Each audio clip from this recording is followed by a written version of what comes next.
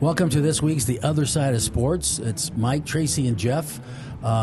It's been a great couple of weeks that we've been trying to do this, and I hope we're picking up some steam. And I want to start off with this. No, I didn't come out of a tanning booth because everybody's like, dude, why are you so tan? I went skiing, and then I went and played golf on Sunday, and I forgot to put sunblock on, so I tan very quickly. That's your story, and you're sticking to it? And so this is natural New Mexico sun, skiing and golfing. God, I love to be able to do that. I think that's twice now you've talked about your tan and how I've been golfing in the morning and then skiing in the afternoon. He obviously doesn't work in a newspaper. That's what I do. By the way, this is the weekends. I work Monday through Friday. This is the weekends. Yes, I didn't choose the news side because I don't have to work on the weekends. So what's going on with you guys?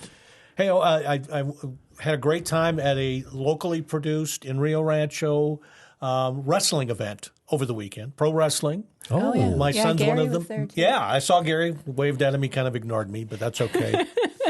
So my son's one of the managers of the group, and it was a lot of fun. And I had front row seats and spit and everything else comes flying. It's just a good time. When I was at Univision, we put a deal together with wrestling, and we convinced him to come film it here at Isleta. I had never been to one of the pro wrestling things. It was so enjoyable, and it's all fake, but it was so enjoyable. But I will tell you, it's all fake. But I will tell you, it is physical. Sorry, kids. It is physical. Like one guy pulled his belt, and I was on the first row, right? Mm-hmm. And they were whipping each other. Like it would. I'm not saying I think it's let's put this. It's scripted. Let's put it that way. It's very scripted. Good storylines. Good storyline. Very scripted. Yeah. But I was amazed how athletic and how it is physical. Yeah, they get hurt. There's no doubt about it. Yeah. No, and there's a good crowd for that up in Rio Rancho. WWE's been here a couple of times in recent years, and I think it's sold out the event center each time. Yeah, it's something different. Yeah. It was fun. They were athletic. They're local, all of that stuff, so it was good. Tracy, anything exciting besides your girl breaking the record? Well, that was fun. Last week we talked about how my dad and his wife were coming to town, and we played some cards, and his wife, she credited her win in the card game to my dad being distracted by the Iowa women's game that was on Wednesday night last week, because he was paying more attention to that than how he was playing his cards. So as we know, because she's because she watches all the games, Caitlin Clark broke Pistol Pete's Maravich record, and of course my kids go, Dad, who's Pistol Pete? Right? They thought it was the guy. They thought it was the mascot for New Mexico State, which I guess the mascot for New Mexico State's called Pistol Pete. Pistol Pete. Yeah. Maybe that's where they came up with it. But Tracy, I want to ask you. Look, I believe in different eras. I believe in records, and she broke the record. She has the Division I record. Mm-hmm. I kind of disagree with what I saw on social media. I laugh. It was mostly males, sadly. They were really, really defending. Pistol Pete, because I guess he did it in 83 games. She did it in 130 games. He only played 3 years before he went to the pros. They didn't have the 3-point shot. She's a hell of a player. She definitely broke that record. But I thought you can't really. It's unfair to compare those type of eras. Yeah. I mean, the players can't control what era they're playing in and what the rules are that they're playing under, and but then you also see some people breaking it down. Well, he took this many shots per game. She takes this. So, I mean, there's numbers that feed either way, no matter whishever your perspective is. You can do it in the NBA too, because these guys now can come right out of high school. Think of Jabbar or Right. I mean, he had to spend 3 years in college before coming. I think he actually went 4 years. I think so. So. And so it's a good argument. It's fun to go back and forth, but you can't compare them. It's just two totally different games anymore. That's for sure. And it's exciting. She's a hell of a player. Well, and you got to look at what she's doing for the sport. Not just for women's sports, but college basketball as a whole. She is selling out arenas wherever she goes. The Big Ten women's basketball tournament sold out like a week and a half ago, something like that. She's bringing. So how it was amazing to me. I mean, Nolan Ryan was at the game, right? But it was amazing to me that they got a technical foul and they put her in a line all by herself, and she made those 2 shots to break the record. like I was like, oh my God, if she misses those, like she's going to break the record. I know she had to be feeling so much pressure on my that God, line. right? I mean, she said she didn't even know until the crowd let out the big cheer that the record was up. Okay. Yeah. So she, during a game, she's not going, okay, it's 17, whatever. It kind of seemed like that she knew a little bit, though, because the shot she took before that, it really seemed like she was playing for, like, having another dramatic logo 3 for the record. Right. Like she did for the women's record. But yeah, it was fun. It was a great win for Iowa. That's one that Kevin actually got right when I threw it at him last week. Well, that was your pick, not Kevin's pick. Well, I asked him what he thought, and he said Iowa got to go with Caitlin Clark. So he did get that one right. So one thing I read today was that, and as we're taping this on Wednesday, that Fox, the network, considered paying her $1 million plus NIL money to get her to stay another year. I didn't read that because that's one I had. Yeah, because she did announce she's going to go to the WNBA. Because the ratings are great on Fox or whatever, and they didn't make the pitch, but that was something they discussed with them in-house and with other networks. Well, God bless her because she's going to get big endorsements. She's going to make a lot of money in the WNBA. I already saw something that she has signed some sort of agreement with the company that owns rights to the arena where the Pacers and the Fever play. Well, let's hope she's drafted by him then. I was going to say, is that who's? Well, because I didn't really. They got the first pick. They got the first pick because I didn't really start yeah. following her until last year, right? Because it's phenomenal. But well, I'm glad that Kevin picked that. But it is a time for the show that we do. What are the odds with Steak Sauce A1? Let's go to him. Let's see how he did this week. And I got money that he did do well. I don't think his picks were so A1. Well, I think it's time for Kevin Steak Sauce at the odds. So, Kevin, what's going on this week? Another rough week for what are the odds for Steak Sauce? Another big L. There you go, Mike. I think it's 0-28 or 1-28. I'm a believer. God, I was going to bet against him. You know how much money we'd have if we just bet against him? This guy is going to hit it big. You just have I'm due, right? I'm due. Yeah. All right. I'm like a power hitter struggling. A homer's coming. A homer's coming up. I hope so. Just let me know when. Maybe try a butt once in a while. Okay. So how did you do last week? I had the Pistons money line. I turned on the game in the second quarter. They were down by 20. Was that against the Celtics? That was against the Cavs. The Cavs, okay. Yeah. Do me a favor. Will you please pick the Lobos to win the Mountain West the rest of the season? I will pick them to beat Utah State Saturday. No, pick them to win the Mountain West the rest of the season. I'll pick them to win or the NIT. No, hold on. No, he should pick them to lose. Because then they'll do the opposite, right? Win, Yeah. No. So pick them to lose. They'll do the opposite. Okay. Sorry. I got Lobos losing in the first round of the NIT then. Let's go. You're welcome, Rick Pitino. Okay. God. Okay, let's put money on that, Mike. So what's your pick this week? This week, Friday night, the Miami Heat go into Oklahoma City and beat the mighty Thunder. Miami Heat money line. Okay, so why are you picking that? What's your gut feel? Heat culture. Oklahoma City's young. They're a young team. They're successful, but I think it's a little too much too soon. And the Heat are going to go there and show them how veterans handle their business. Mike, I think I'm going to the sports book and do the opposite. What do you think? I'm with this. So I'm with Steak Sauce all the way. The one time I go against Steak Sauce, he'll probably win. Okay, all right. You go do that. I want to hear how this turns out. Bet against him this week. Put up or shut up, young fella. You know what? I might bet against myself also. I like money. See, okay. All right, let's talk about that. We're not betting on high school sports, but the high school basketball tournament's coming up. I kind of said, hey, let's see who we're gonna. So, give us your prediction, and then Mike, let's give us our prediction. I'm going to 4A boys, top seed Highland Hornets. I love Highland High School. I spent the best 5 years of my life there. So I'll be there cheering the team on. You were working there after college? Is that what there he goes with his heart again. By the way, I'm from Santa Fe. I want Santa Fe to do well. I don't think Santa Fe can win it, but I hope they win a couple of games. But Highland's got a good team. They got a guard averaging almost 30 points a game. Good coaching. So a couple of years ago, they had a big center guy, like a Charles Barkley guy, Latino. Whatever happened to him? I don't know. It's a good question. Someone told me he went to Eastern to play. Possibly, yeah. He was a hell of a ball player. Yeah. He was a hell of a, and he was like 5'9", 6'10". Yeah. He reminded me of Charles Barkley. He was a good player, dude. The round mound of rebound. Yeah. There we go. Hey, from my neck of the woods, a first-round game I think people ought to watch Saturday night. Los Lunas hosts Alamogordo. This is 5A boys. And they've played twice before, close games. They split. I think that's a game that's really going to tell a lot about where Los Lunas is at. They're the 7th seed. They have Jalen Holland, of course. So if you're looking for an early game, check that one out. Okay. Yeah. Well, Steak Sauce, thank you so much, and we'll see you next week and see how you do. Big dub coming up. You got it. I'm with you. Well, there goes Kevin with his heart again, picking Highland High School. Like, look, Santa Fe High's in it too, and I want them to win it, right? I don't think they've won state since I was in school. I have them picked maybe winning a couple of rounds, but I don't think they're going to win the tournament. But I'm kind of with you. Yeah. But I mean, that'll be a great story. There's no question about it. It's hard to, have when a place has a place in your heart, you don't want to pick against them. That's why pick another team. That's why I don't exactly. That's why I don't bet. I never Go pick my home team. So okay, let's talk about that. So we got it starting tomorrow.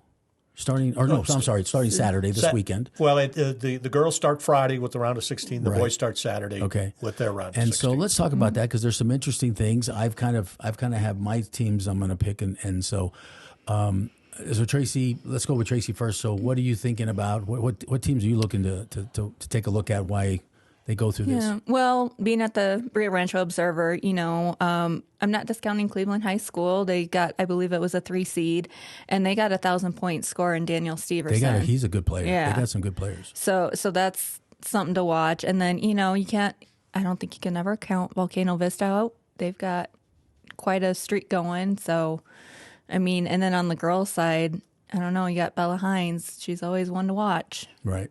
At El Dorado, right? Yes. So Mike, you cover a lot of this, so you probably know more about the high school stuff than we do. Well, I'm not an expert, but I will say that I've seen Volcano Vista play a couple of times, and they are the defending, I think, 2-time champions anyway. So. They're if folks haven't seen them play and you're looking for one game or one team to follow, go check them out. They've got a couple of great tall kids. They play really hard on the outside. They've got some nice balance, and it's hard to bet against them, but.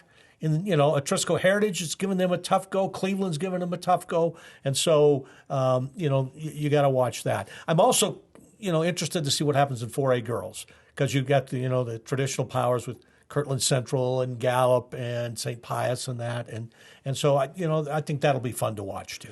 Well, my picks, I came back. I hadn't gone to a high school basketball game until I kind of moved back here and then started going with some friends. It's great basketball. Yeah. It's great tournaments. It's fun games. There's very little blowouts, which is kind of fun. My alma mater, Santa Fe, they're in the 5A bracket. I think they're going to beat West Mesa this weekend. That's one of the good. It's one of the good matchups. Early round it should games. be a good matchup. Yeah. I'm for them. I'm pulling for them. I don't know if they'll make it to the pit. But I think that'll be a good game. That's what I'm pulling for. I can't believe I'm going to say this because St. Mike's is my arch rivals from Santa Fe. But in 3A, they're defending champs. They haven't had a great year. I have some friends that their kids play on it, so I'll be pulling for them a little bit because they're from Santa Fe too. You sound like Kevin there. Well, I've got some friends, so I think they're going to win it all. Well, hold on, and I'm going to put $1,000 on. I'm not betting on it. I'm just telling you what I hope. Right. And but I think in 3A, Mike, tell me if I'm wrong. It seems like probably the best playing team right now who's beating everybody is Robertson. I would agree. Yeah, so it sounds like that. So, and I've seen them play because my son's team played them a couple of times and they beat us pretty good. And my son's team, Santa Fe Prep, they made the tournament, but it's going to be tough. They're seeded like 14th or 15th, and they have say they're going to pull the upset. And win it all. They're a young team. There's 30 players playing C, JV, and varsity. 19 of them are freshmen to 8th graders. So it's a very young team. I think there's some future there. But the big game I'm hoping for is we talked about Harper Dunn last week, the 6'5" freshman down at Corona. They got a tough game. They're down there. If they win, the second game is up here in Bernalillo. So I'm hoping they win because I'm going to go to the game and go see her play because I haven't seen her play. And so I think that'll be phenomenal. But I think that'll be fun. Road trip to Corona or Vaughn this weekend, right? Let's do it. Oh, he's going to be out working on his tan again. That's probably true. My boys did ask me when we're going to go skiing again. I said, well, if we get some snow and stuff. So, no, my son's totally into track now. So we got our first track meet this weekend that I'll be at. And, yeah, I'll probably get a little tan. Let's go. Okay, so let's switch gears a little bit. We talked about high school basketball. I think it's a really fun time. By the way, before we clarify or before we move on, anybody that hasn't gone to a high school basketball games or these tournaments, they are a lot of fun. Yeah. They're great basketball. It's entertaining. When they get to the pit, starting next Wednesday, I think it is, Wednesday, Thursday, girls, boys. Yeah, I think you're right. But when they get to the pit, they literally go from 8 a.m. to like 10 o'clock at night. And so anytime you go, it's just great basketball. And there's games up in Local Rio March Rancho. Madness. Yeah. Exactly. There's games up in Rio Rancho, and you mentioned Bernalillo too. So Yeah. until they get to the finals and everything, or I think the final weekend, Right. They're, And they'll play some games at Santa Ana out by you Yeah. guys. So let's transition a little bit into college basketball now. Last night, the Mountain West, we taped this on Wednesday. So last night, ESPN has us the last team in. CBS has us in a play-in game at this 11th seed. We're still, as of this week, we got 2 games left. We're still ranked 28th in the power rankings of Division I. And the reason I say that's important is because the selection committee looks at the power rankings. The selection committee has never, ever, ever not picked a team that's in the top 40, an at-large bid. And so as long as they stay there, I think we can get in. But I do think we have to win the next 2 games, which tonight we should win. against Fresno State. Against Fresno State. On Tonight, Wednesday night. Wednesday yeah. night. But Utah State is this Saturday on the road. That's going to be very, very tough. But last night, in fact, I texted my buddy Alfred last night. Nevada, they beat Boise State in Boise State, right? And they're the second place team. And let me just kind of, Steve always has his teams ready to go at the end of the year. Nevada's literally won 9 out of the last 10 games, where we've lost 4 out of the last 5, right? And then UNLV beat San Diego State, who's ranked 21, right? They beat them last night. And UNLV's on a roll. They've won 10 out of the last 11. Yeah, they're right there. And I'm going to tell you right now, UNLV and the freshman guard. I mean, we love Dent. Don't get me wrong. I think Dent's the best guard in the conference. But that freshman guard, Thomas from UNLV, he's unbelievable. He hit a couple of key shots at the end to take them over the hump. And then Boone, San Diego State was going for a shot, and Boone literally came out and blocked the shot from the side. That's how talented that is. All NIL transfers, by the way, into those schools. I say that because I think those 2 schools are actually going to help the Lobos because it's just cluttered. There's now 7 teams a game and a half back from first place. Oh, wow. Right, and the Lobos, I think, are 6th in the standings. Yeah, we're 6th. Now, when you were talking about Steve and Alfred, you were talking about the former and future Lobo coach? Is that based on what you said last week? Potentially future. Well, definitely the former coach. I don't know. Let's put it this way. Some speculation on the future. If we don't make it to the NCAA, I don't think we have any worries that Patino's going to leave this year. Yeah. I still do think Patino's going to leave eventually. And I don't know. That was just a rumor that I brought up. I just thought I would mix that in. Sources and stir say. things up. Yeah. All right. So I think the game tonight on this Wednesday against Fresno State is the most important game of the season. And I'll tell you why. They're 18-point favorites. They're going to win. Okay. This has to set the tone for the rest of the season because they're sinking. They're asking for a life preserver. All right. And so they've got to get it back together now because they have a huge game coming up on the weekend. And this could go south in a hurry. Still time to fix things, to get everybody playing together again the correct way, everybody to have a good feeling about themselves. So I think tonight's game is one to watch for how it sets the tone for the rest of the year. Well, I think for us, so here's the thing. So for sure we got 3 games left. We got two, and then in case something remarkable happens, we're not going to be in the top 5. So that means we have to play into the Mountain West. Yeah. And we should be able to handle that. So if we win the next 2 and then we do that, right now the way it looks like we're going to probably play San Diego State, right, in that second round. And then if we can get past them to another round, that would be 3 more quad 1 wins, which would guarantee us to get into the tournament. And so, but that's going to be tough. I mean, we basically got. If we did that, that's 5 games left, and 4 of them would be on the road. So it's going to be a tough haul. It's just put us in a really tough situation. They're literally probably playing for their lives tonight. I would agree. Anyway, Tracy, I think it's that time for Mike's Power Up. So, Mike, what's on Power Up this week? All right, so as a fan, I'm getting sick and tired. Here I go again of the official Get ready. official reviews during basketball games. Oh man, they take forever, and especially this year. This year, it's gotten worse. And it's taken forever. They seem to be over things that really don't need 4 or 5 minutes to figure out what they're doing. And I think what's happened here is, of course, that slows down the pace of the game, and we hate it as fans. right? But it also can change the impact and the momentum of a game. Oh, absolutely. If a team is on a 10-0 run and all of a sudden you're stopping them doing, a 4-minute break as they look at the monitors, or if one coach is better than the other at timeouts, or if one coach doesn't have any timeouts at that point of the game, they can use that to regroup. And so I think something has to be done. They got to speed it up somehow. I'm not sure exactly what they do when they go over there. I know they turn the monitor around and have them look at it, but is it a quality monitor? How many different angles are they getting to see? So I think something has to be done. Maybe a clock. You got a minute. Once you get over there, bing.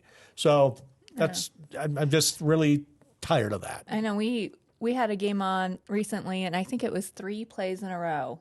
They stopped the game and reviewed something. 3 plays in a row. Took 10 minutes. And this happens at the end of the games. So let me ask you a question, because I thought they couldn't review until the last 2 minutes of the game. But is that changed a little bit? Because I thought that was the rule. I need to do research on that. Now, the NFL has that rule where you have to, but I can't remember the college, but it seems like it happens more and more. This year it's been really bad, specifically in the Mountain West, which is the conference I usually watch.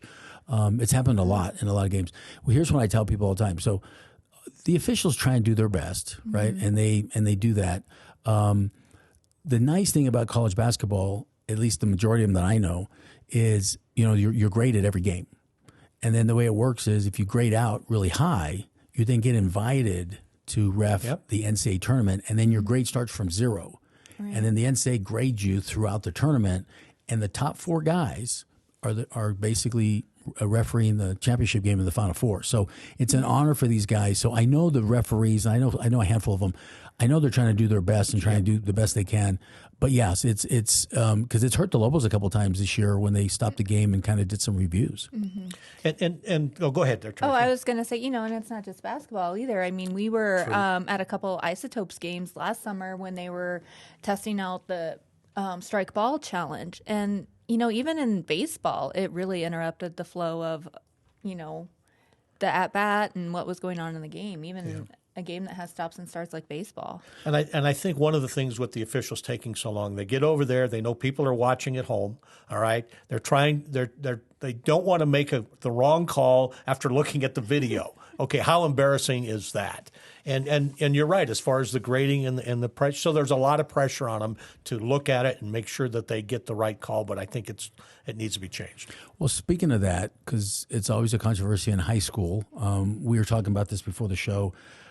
Parents running, driving away, coaches and refs and volunteers. I've seen it actually get better. Here in New Mexico, they put that 2 strikes rule in. I've actually seen it better. I've actually seen parents kind of marshal parents. But I've been at a couple of games where I see, and I guess it's up to the athletic director of whatever school you're playing in kind of to marshal it. It seems like it's gotten better, but man, with my sons now in high school playing different sports, it's amazing how intense the parents can get. I agree. And a couple of thoughts on that. I do think that the NMAA's 2-strike rule has made a difference. I was at a football game early in the year with Belen and Valley, where Belen players ran onto the field, and that was the very first strike in that case. And I'm hoping that sent a message around the state. But as far as the officiating, I was a high school official. I hope to get back into it someday. I spent 12, 13 years doing it. And the very first game that I did in the middle school, I made a controversial call near the end of the game, and the bench ran onto the floor. And it's like, this is what I got to deal with, okay?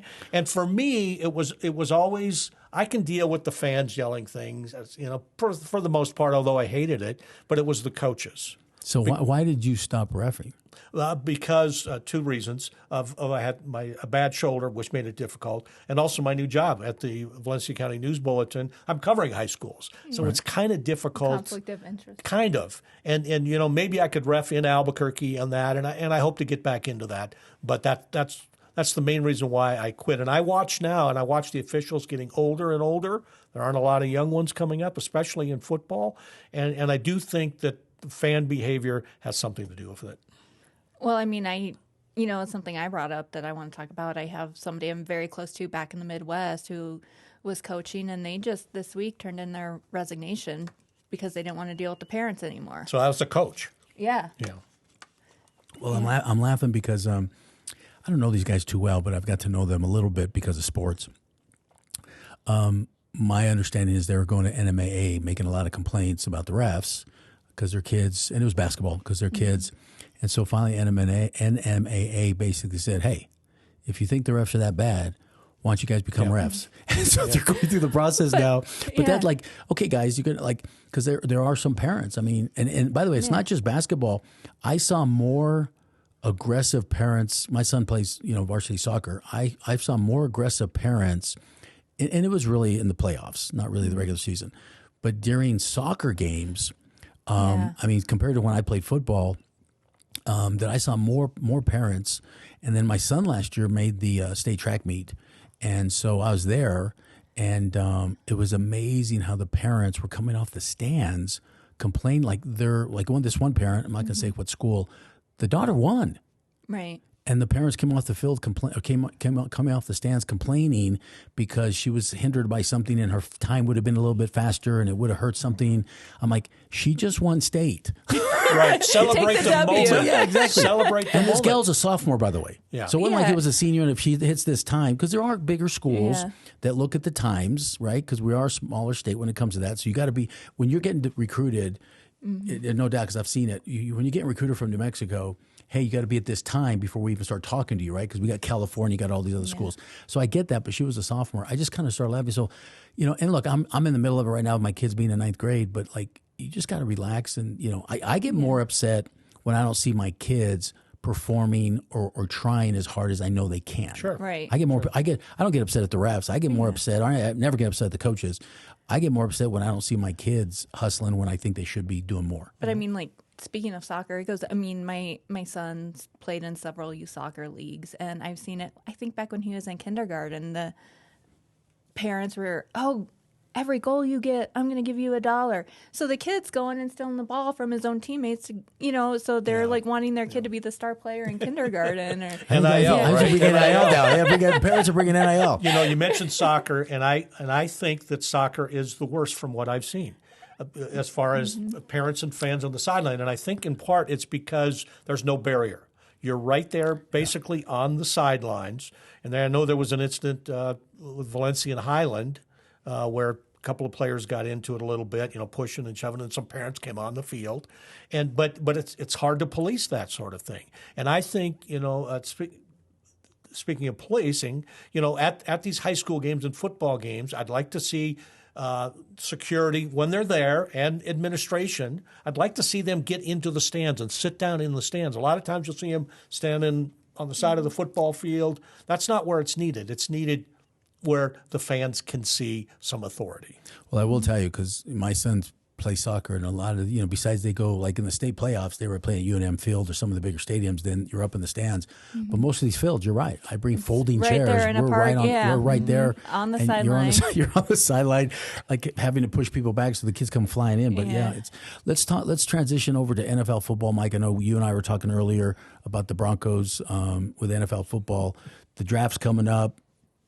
Tell me about your Broncos. Well, they're not my Broncos. I just think that's an interesting story with what's happened to that organization. Yeah, I mean, it's and the impetus of this conversation is Russell Wilson. They told him they're going to release him, which we had seen coming for months and months. But they still got to pay him, what, $27 million, something like that? Yeah. It's like a guarantee that they still have to pay off $27 million. It must be nice to lose your job and still get paid millions of dollars. We'll talk about the bundling in a second. And so, I mean, that organization's in a mess. And Sean Payton didn't create the mess, but he helped to light the fire. Right. Since he came in, and he immediately he took the job, and he didn't want his starting quarterback. And that caused friction. And I'm not saying that Russell Wilson is innocent in all of this, but people are now calling that trade that they made to get Russell Wilson with Seattle a couple of years ago is the worst trade in NFL history because of all the picks they gave up. And now they only have had him basically for a year. I still think the Herschel Walker, Minnesota trade. I didn't want to bring that up as a Viking fan. I'm hoping as a Cowboy fan at the time, it was the best trade in the world. Yes, it was. I will give you. But by the way, that got him 3 Super Bowls. Oh, jeez. That's when I did. That's before my time. Yeah. Oh, how old are you? I thought you were much older than. Well, I will tell you. So talking about that, the Raiders, my Raiders, there's 6 quarterbacks in the draft this year. Wait a minute, you went from your Cowboys to my Raiders? What is it? No, I used to cheer for the Cowboys. I gave up the Cowboys because of Jerry Jones. Oh, that's right. You did say that. I was exposed to Jerry Jones with my old job, so I don't cheer for the Cowboys anymore because of that. We just signed our running back, and we have a couple of offensive linemen that we're keeping. Our defense, I think, is solid. I still think G's still a really good quarterback. He's on the sideline right now making $50 million. But yeah, I think there's like 6 or 7 teams out there that need a quarterback. Are you G Garoppolo? Yeah. Okay. I'm trying to decipher things for our audience. Well, no, they call him Jimmy G or G. I know, but not everybody is up on the Raiders. Okay, so Raiders. Just win, baby. Right, Tracy? Commitment to excellence. God, soon, hopefully. Anyway, let's wrap up today because I know this is a little bit of a hot topic. So I thought it was a done deal. Looks like it's not. So we talked the last show about the United Stadium at the Balloon Fiesta. I'm not against the United Stadium. In fact, I'm for building a multi-purpose $150 million stadium. I think the state should put up $75 million. I think the private sector should put $75 million, build an unbelievable multi-purpose. Peter and them don't want that because they want to control it. But I'm hearing now they're having some issues with environmental stuff. The neighborhood is now challenging it. So it sounds like it's kind of back to square one. Well, it is. And I don't know if it's square one exactly, but they've got to follow the steps, that the city has laid out. And apparently they didn't. And the neighborhood folks were left out of it, which they should be involved in this process. Absolutely. Now, the problem with building a place like that is everybody says not in my neighborhood. Right. And so, nobody's, Nobody wherever wants to you deal go. with the traffic and the noise. Yes. And so I do understand that. I do think that with you here that I don't know if you're going to take it this far, but if you don't have a stadium for them, they're going to leave at some point. And so it doesn't work. I mean, we saw what happens when the Isotope Stadium was built. What a huge after Duke Stadium was renovated and torn down and all of that. It made a huge difference. And I don't think that they can continue to share that property and be successful. I think it's detrimental to both. Well, and if you look at the successful stadiums, they're usually in a populated business area. They're right off an interstate, and I get the I-25 is kind of right by there, but there's not a lot of everything else down there. I know some of the original owners wanted it downtown, which we've been talking for 30 years about having something downtown. I know a private sector group put the private funding together. They wanted to build it at Mesa del Sol. That didn't happen, but it was going to be completely privately built. And the owners of Mesa del Sol, I believe, were donating the land as one of the partnerships there.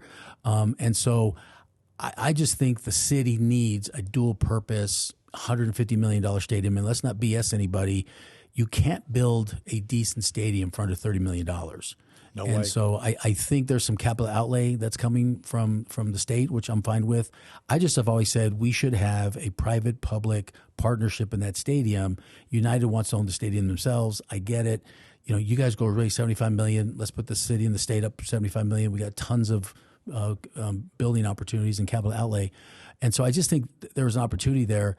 I just don't think the Balloon Fiesta is the right location for this stadium, and it's not going to be. I mean, it only seats 4,000. I do hear they has capabilities expanding to 12,000 seats. I think, which means you can't use it for concerts. You can't use it for big A acts to come in because you need to be at least 20,000. So I don't know. The sense I get from the city, it might be starting from square one again. Well, I hope it happens. I mean, when I first moved here in the mid-'80s, the big talk was about we got to have a venue like a pit, a city venue for concerts and other shows. Right. That's never happened. No. And so, I mean, I hate to see this not happen somewhere. And again, I'm not in the middle of any where I think it should be, but I do think it should happen. I'd love to see it. Well, if you look at the city, and I'm not pitching anything here, but if you just look logistically, and again, working for CBS Sports that I did, and I was all over. I was in big cities to mid cities, and we're considered a mid city. You gotta have access to the freeways to get people in and out. You gotta have traffic control. It's better not to be surrounded by neighborhoods. So when you take a look at that, I've always said this: the State Fair is a perfect location. You have 4 or 5 good in and out avenues. You can rebuild. Tingley needs to be rebuilt. Mm-hmm. You can rebuild that and create a great. I mean, just go look at LA. A dual venue. Well, go look at LA at the farmers market, right? And what they've done there. I like that. Yeah, so you could do that. Clearly, downtown could use it. And there's plenty of space. And people say, well, downtown, there's plenty of land and plenty of access on the north side of downtown, right near I-40, Rio Grande, and 12th Street. So I was wondering where you were talking about, Rio Grande and 12th Street. I don't know if I see it. There's a lot of empty warehouse space over there. A lot of empty, kind of just north of the Sawmill. Okay. Kind of that area. Yeah, downtown in that area. So maybe you're saying take down some abandoned buildings down there? Well, there's plenty of space that's privately and publicly owned, city and the state's owned. So I think there's a lot of. My point is, you could look at the State Fairgrounds, you could look at Mesa del Sol, which is expanding, right? I mean, the owners of Mesa del Sol, I've talked to them. They have visions in 20 years. Mesa del Sol will be bigger than Rio Rancho. I mean, that's their vision. Now, whether that happens or not is another thing. But you got Isleta out there. The United just literally, with private sector, built their prac facility out there, and they're housed out there. So it would just kind of been that would make sense. It would make sense, and it's right off I-25. Mm-hmm. The state has just put in $150 million into 3 exchanges right there. That they're still got to do 2 more, but literally that's the industrial park. That's building. So right now it's a little tough thinking about it, but in 20 years, 10 years, I think it's going to be another central part of our city. So anyway, I think that's what we want to talk about this week. I don't think we have anything else, unless you guys have something else to talk about. Well, I do want to mention, if I could, that since we didn't get it in the Iowa segment earlier, that on this date, the inventor of the trampoline had it patented in 1945 or something like that, and he was from Cedar Rapids, Iowa. Did you know sliced bread came out of Iowa too? I did not. All I know is we used to make a lot of red wine here and ship it to Europe, and then we got green chili. That's what I know about. I think we win that battle, don't we? I think so too. Well, hey, I hope you guys enjoyed the other side of sports this week, and join us next week as we continue the conversation. Thanks, everybody.